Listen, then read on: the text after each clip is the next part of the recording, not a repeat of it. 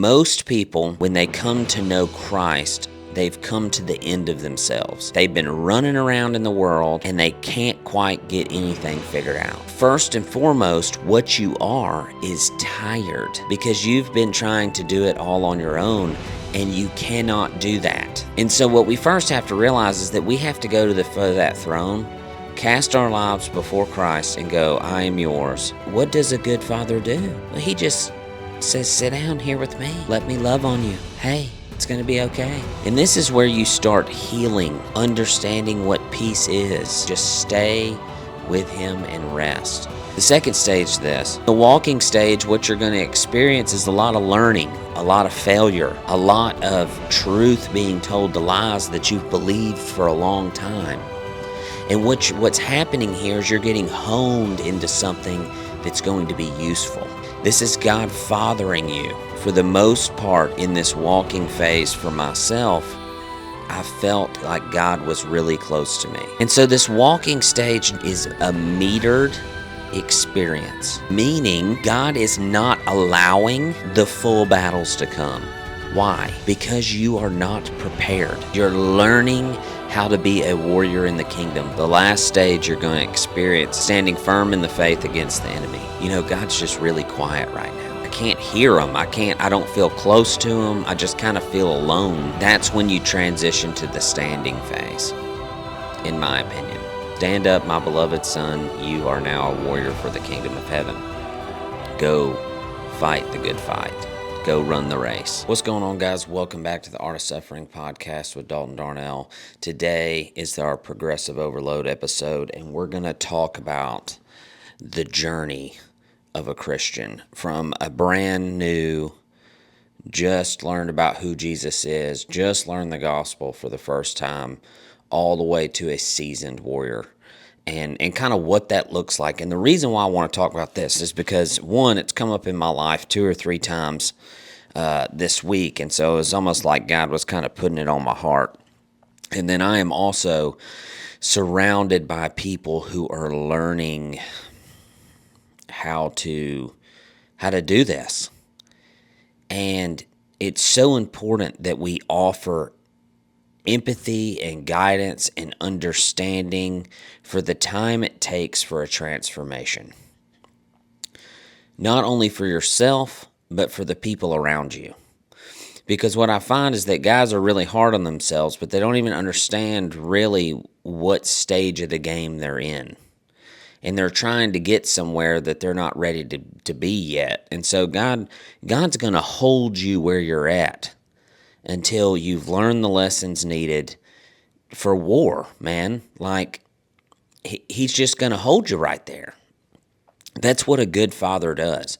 So we're going to kind of walk through this. Update from last week's episode when we talked about, cutting somebody off or firing somebody and when do we wipe our feet at the door and when do we hang in there with a guy.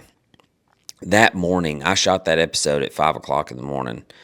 I went and dropped Twy off at school, and the guy that I was talking about called me, and we had a great conversation where he communicated with me what was going on, and that's all I needed. That's what I needed to hear, and not that I'm the end-all, be-all, or that, his words really changed anything, but it was just a glimpse of hope into the fact that he might be looking for a little something other than just writing everything off. So anyway, we're going to keep him on. We're going to keep after it. We're going to love that guy.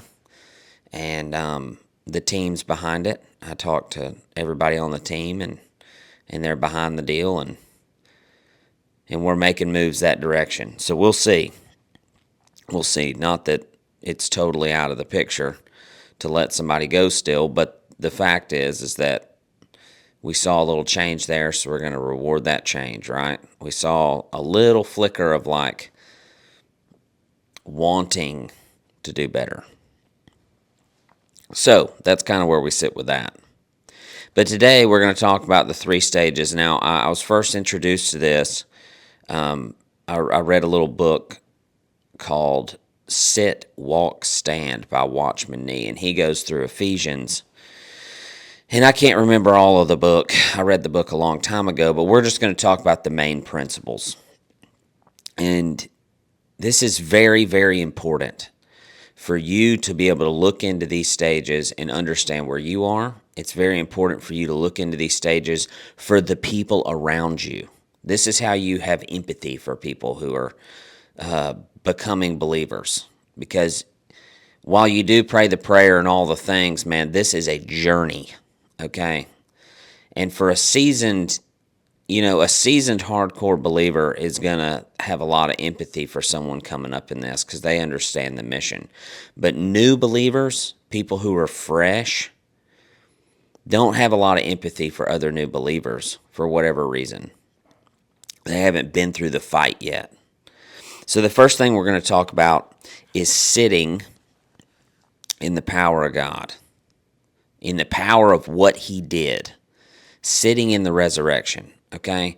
Now, most people, when they come to know Christ, they've come to the end of themselves, meaning that they've been running around in the world for however many years, however long it takes, and they can't quite get anything figured out. And so they get to the end of themselves and they go, man, I just cannot. My life sucks, dude. This sucks. I'm miserable all the time. I'm depressed. I have no motivation. I hate myself. And the end of this self-worth is what brings you to the foot of the throne.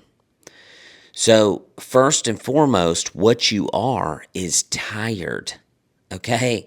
Because you've been trying to do it all on your own, and you cannot do that. There's no way to do it all on your own and be successful. And so what we first have to realize is that we have to go to the foot of that throne, cast our lives before Christ and go, I am yours. And then what does a good father do? Well, he just says, sit down here with me. Let me love on you. Hey, it's going to be okay. And I always imagine, this is my granddad's favorite picture. We are the lamb, dude. Look at Jesus hugging that lamb. That's us. That's us. When we first come to the foot of the throne, we are like a baby, man. And He just takes us and loves on us. And this is where you start healing, finding peace, understanding what peace is. It's a very important stage, but not everything is going to change. You're going to have a lot of motivation right here, but not everything's going to change in your life overnight, man. You're still going to have things that you're struggling with. You're still going to have your flesh to battle, right? And God's going to fight those battles for you. Just stay with Him and rest. You're still going to have people in your life who are toxic and not doing right. And they're probably going to make fun of you or give you bull crap about it, but it's not about the world. It's about you and your relationship with the King. And so as a seasoned believer, you see this, and this is a part where we're excited. We're like, yes, they finally are seeing what we see. But this is step one. This is step one. And so the people in your life that are at this step, rejoice for them, pray for them, let them rest. It's not time to go proclaim God's glory from the mountaintops. It's not time to just start preaching the gospel. It's not time for that. You must heal. You must allow God to heal your heart. You must allow God to heal your relationships. You must allow Him to transform you into what you need to be. And this requires you learning how to give things up, learning how to cast your fears, your anxieties, your worries upon Him. And there's no time frame here. I can't tell you how long this is going to take. But typically, it's not an overnight process. So keep that in mind. So if you're new to this game and you're tired, go rest. In the book, man, in prayer. Just sit and pray and talk with the King. Read this book. Start with the Gospels. Read about who Jesus was and what he did. And then read about what his heart for you is. Because coming to that understanding and truly believing what's in this book is what's going to heal you. It's what's going to give you peace. There's no question. There's no question. The second stage to this is a really cool one. And I spent a large portion of my life in this stage. And this is where we're going to fail a lot. Okay? This is where God is going to say, okay, now that we're rested up, now that you understand my heart for you, let's start walking down the road. And the way I always imagine it is a couple weeks ago, I took Wiley and Waylon squirrel hunting, which we didn't shoot anything because we just got our BB guns, you know. But it's just the thought of going out there and hunting. And we're just walking through the woods. And they're asking questions and telling stories and being freaking funny, man. Like, just hilarious. And this is what I imagine this stage is like for God. Because for the last 7 years of Wiley's life, or for the first, let's say, 4 years of Wiley's life, we sat on the couch a lot. We played in the floor a lot. We rested a lot. And slowly but surely over the years, I showed that young man what my heart for him was. How much I adore him as my beloved son. And what this creates is a relationship because he understands my heart for him. He understands that I love him and that it is my job to turn him into a man. He also understands that now we must go out and do hard things. We must walk into the world together at the ripe old age of 7 and jump over logs and climb ditches and shoot at stuff and be boys. And so this is what I imagine the stage is like for our Father in heaven, is he's just walking along with us like, come on, let's go. And we're trudging through the woods, you know, looking at stuff and asking questions and being inquisitive and making mistakes and falling down and crying and getting back up and getting encouraged and getting motivated. A lot of times with my own young son, I have to say, get up, let's go.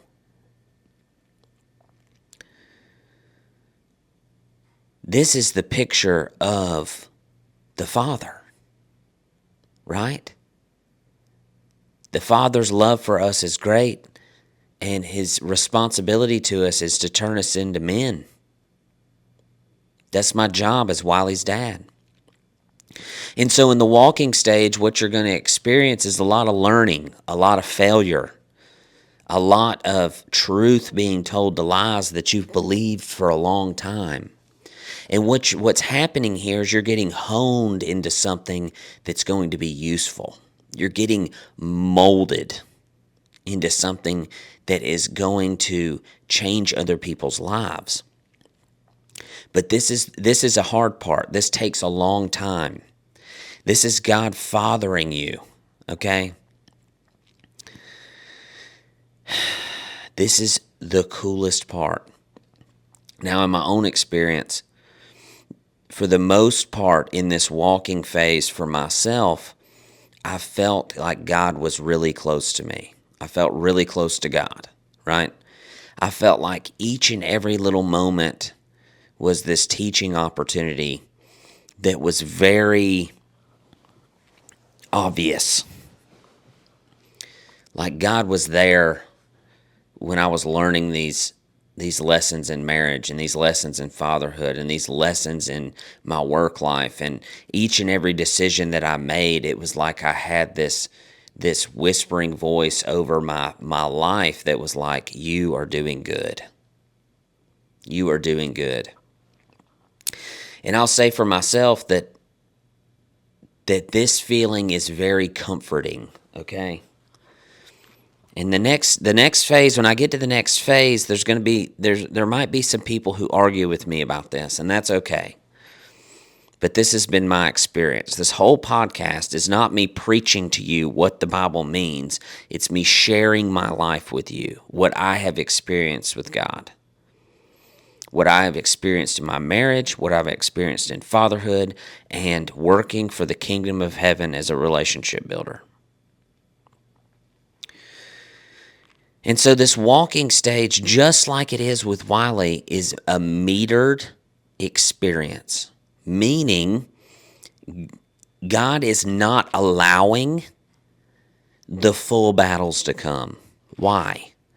Why? Because you are not prepared. Wiley is not prepared. I did not hand that kid a freaking 12 gauge and a hand cannon to go out into the woods at 7 years old and shoot stuff.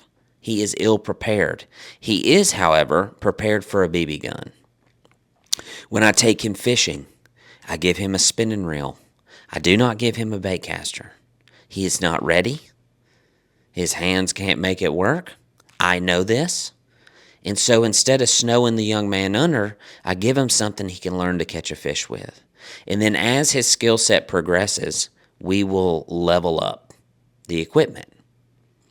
And so I do this through all experiences with my children, is I look into things and I go, that would be really hard for Wiley to do. We should try it. But I'm there.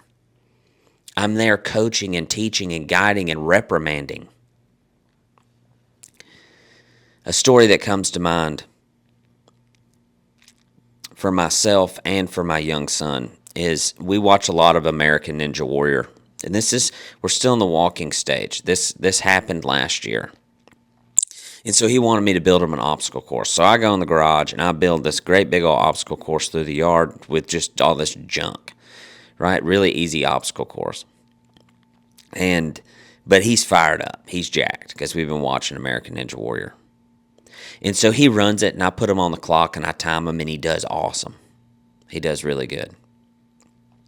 Well, when he gets done, he's over there huffing and puffing, and his little brother Waylon, who was 2.5 at the time, he started the obstacle course, and he's pretty slow because he's 2. And I tell Wiley, I'm like, hey man, hustle back to the start. If you don't beat Waylon, we got to do 10 push-ups. And so he runs down to the start because he wants to beat Waylon. And Waylon's hustling through there trying to do the best he can, and Wiley gets halfway through and he cuts the course in half to beat his brother. And I said, no, that's not going to work.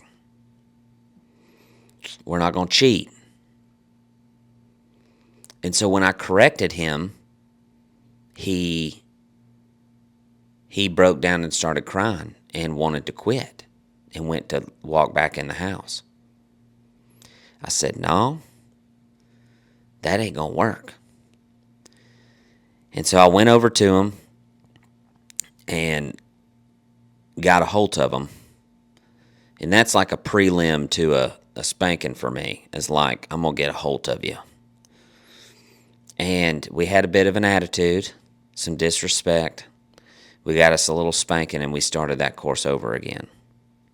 Now, a lot of people might say that's crazy. He quit. He quit and he cheated. Now, something as silly as an obstacle course, it doesn't mean anything. But if we raise young men to believe that they can quit and can cheat, that's what you're going to get. And so for myself, I can remember times in my life where I've wanted to quit, or I've wanted to cheat, or cut a corner. And God said, no, that's not going to work. And he doesn't see, and that's the thing, is that God doesn't correct the action before it happens. We got free will, baby. So the way this works for me is I would cut a corner, or I would cheat, or be lazy, and then the repercussions of those actions would be the spanking. And it's not God physically spanking me, but it would make my life infinitely harder because I cheated or I quit or I was being a puke. And so I quit cutting corners, just like Wiley will quit cutting corners because it'll get corrected. And this is part of the walking stage. If you're looking down through there and you go, man, I can just do, whatever, right? And it's something God's asking you to do, He's going to let you be that way. But it's not going to sit well with you. It's not going to sit well with you. So you have to understand that all of these things are walking with Christ.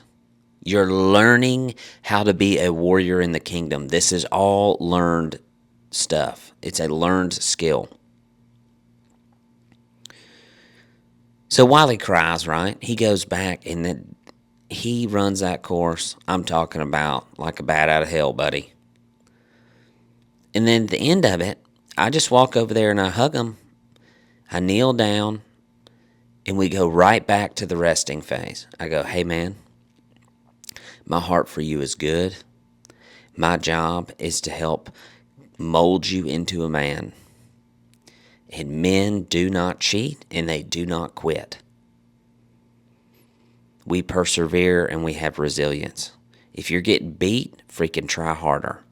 And our mantra for our walking stage of life, for me and the young man, is how do you get what you want?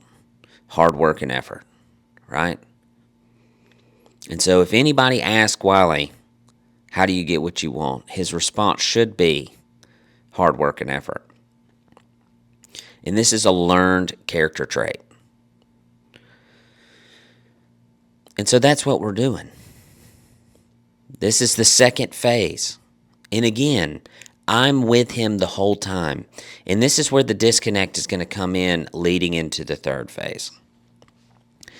God is with you hand in hand through the walking. He is guiding you around gently, okay? It might not feel gently all the time, but a good father is not always a gentle father. Because discipline is required for change. It doesn't matter what you're doing. The last one, the last stage you're going to experience is in the book, it's stand. So it's sit, walk, stand. And in the book, it refers to standing in the faith, standing firm in the faith against the enemy. And I've had people on the podcast say this. I've had people call me and say this. But they would say, you know, God's just really quiet right now. I just can't. I can't hear him. I don't feel close to him. I just kind of feel alone. That's when you transition to the standing phase, in my opinion. And it doesn't mean that God's not there, but the teacher doesn't talk during the test, okay? And there's going to be a point in Wiley's life where he's going to leave me, and I'm not going to be there right there with him anymore. Not that he can't call or come back whenever he wants to, but at some point I'm going to go, okay, let's go get after it.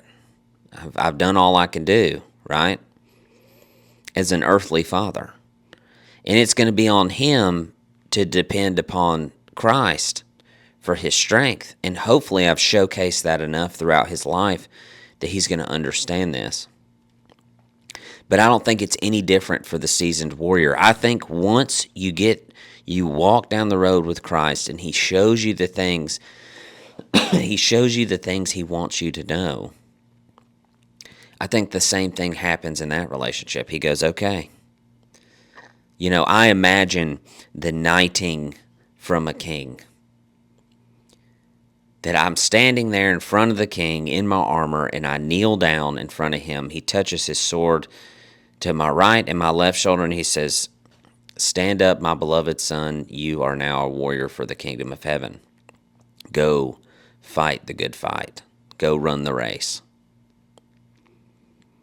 And all the wisdom and all the things that we learn through the walking phase are now required to be called upon in the standing phase, because now you're going to battle for your family. Now you're going to battle against the spiritual warfare that we talk about all the time. Now we must stand firm in what we have learned. Now we must suffer, and we must suffer well. And it's not that there's not going to be these moments in our life of rest, of going back into the throne room after battle and saying, Lord, I am tired. There's not going to be seasons that we walk with God again where He is ushering us into something new. But we are going to be expected as seasoned warriors to fight the battle. And in the middle of the fight, you must call upon these lessons that you've learned throughout your life. Because He's not just going to keep you in the same spot. And I think why guys get hung up with this is it's your desire for comfort. You're like, oh, I just want God to comfort me. Man, it's time to stand firm. It's time to stand up and be who He's trained you to be. He's spent all these years molding you into something that's useful. And now you must go and operate for the kingdom of heaven. He's healed your marriage. He's healed your relationship with your children. He's healed your friendships. He's turned you into a person of influence. He's taught you how to lead. He's taught you how to suffer. He's taught you the purpose for suffering. And He's shown you your identity. So now you know who you are. You have a testimony that God has changed your life. It's time to walk out into the world, stand firm in that knowledge and that wisdom, and toe the line and hold yourself accountable. And so I relish in this. Like, I think it's freaking awesome. Any beloved son, any warrior would count this as an honor. That God is trusting me to walk out here and love people in the way that He's loved me. And it's not that He's not there. He's there the whole time. It's just time for you to do it. And the reason why it's uncomfortable is because it's different and it's scary and you don't believe His heart for you. Right? Like, God believes you can do it, but you don't believe you can do it. And so this standing phase this is your knighthood, man. You've been initiated into the brotherhood.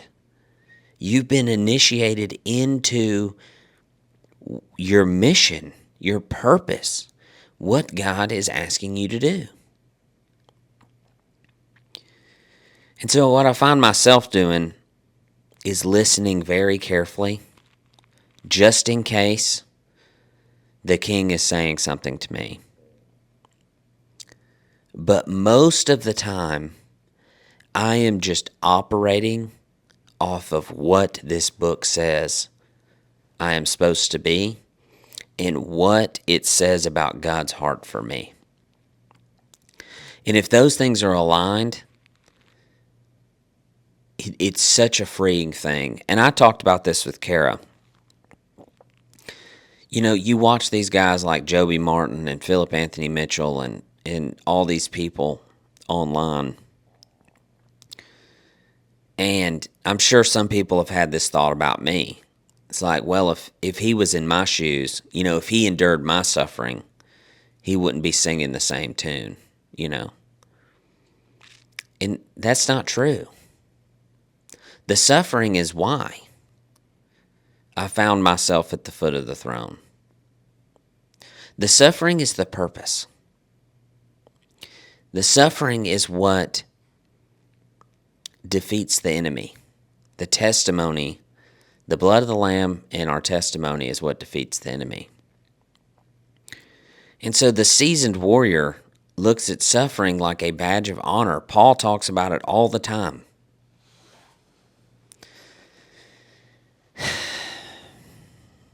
It's freaking awesome, man. Because it's such a beautiful mirror to the progression of a man. It's what it is. The progression, or a woman, it doesn't matter. A person. It's the progression of a person.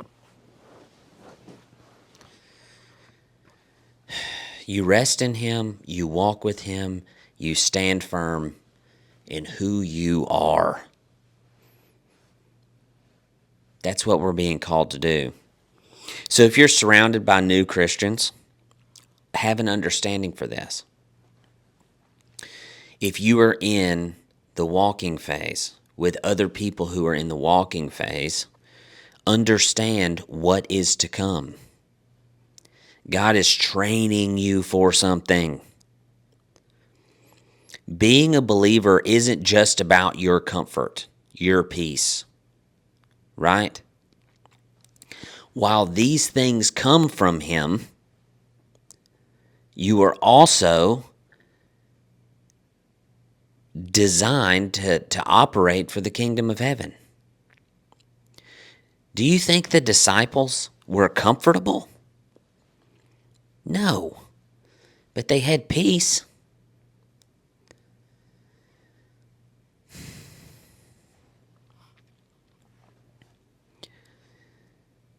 If you're joining the team to be comfortable, you are going to be disappointed. You're going to be very disappointed.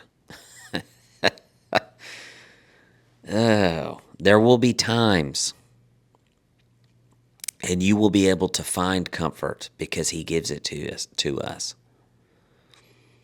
You are going to have peace because He is giving it to you. But you are going to be asked to do things that are difficult. You're going to be asked to change and transform into something you didn't even think was possible.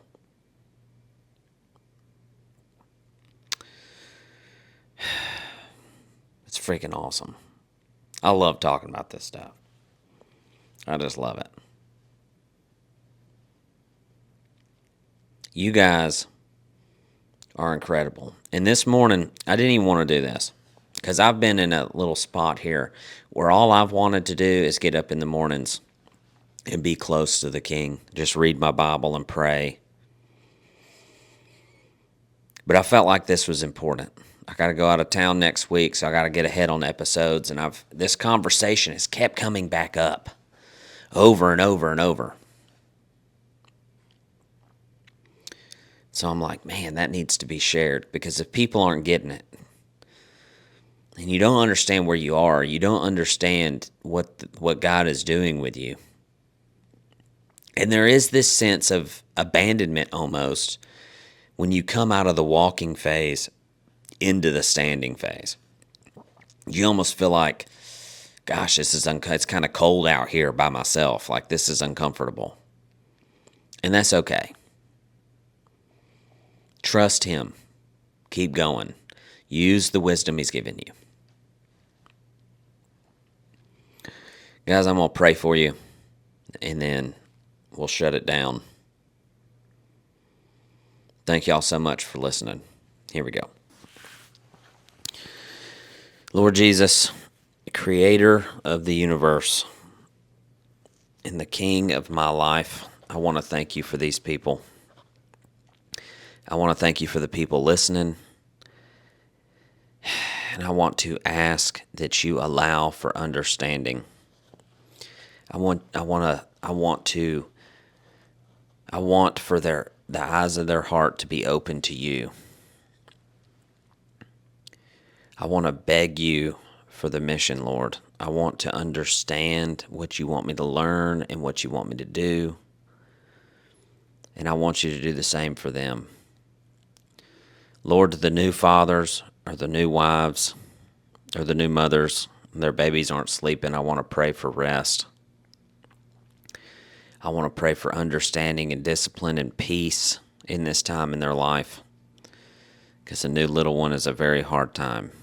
It's the greatest gift you give us, one of them, but it is very challenging. I want to pray for the people who are hurting, the people who are lost, that they find you, that they come to understand your heart for them. I want to pray for Riley Searle and Elizabeth Searle as they battle cancer, and just ask that your peace and understanding fall in that situation, because I'm sure there are a lot of questions there. Lord, I want to pray for America, and that somehow it turns the other way. Somehow you restore what is happening in the world. And whether that's you coming back on a white horse, or who we decide to elect, or I don't know. Your plans are greater than mine. I want to pray for my family. I want to thank you for my beautiful wife. I want to pray for our infertility issues, her endometriosis, the inflation. I want to pray that you heal her. Lord, I want to lift my sons up to you, and I just want to thank you. I want to thank you for the studs that they are. I want to thank you for who they are becoming, and I just ask for patience and guidance and wisdom when it comes to raising them into men. I want to thank you for the people that work for me at the rope shop. I want to pray for their hearts, Lord, just that they can come to understand the power of your resurrection. That they understand that they are so unbelievably precious to me and such a gift to me. And I ask that you allow me to showcase that in my daily life. And in every interaction I have with them, I pray that they see you. Lord, these listeners, we want you. We want your heart. We want to know our identities. And we want to walk with you. And we want to stand with you. And we want to rest in you. Jesus, I love you with all of my heart, mind, and soul. I am yours. Let your will be done. In your name we pray. Amen. Guys, if you need me, email me at dalton@310edu.com. I'll see you in the next episode. Never weaken.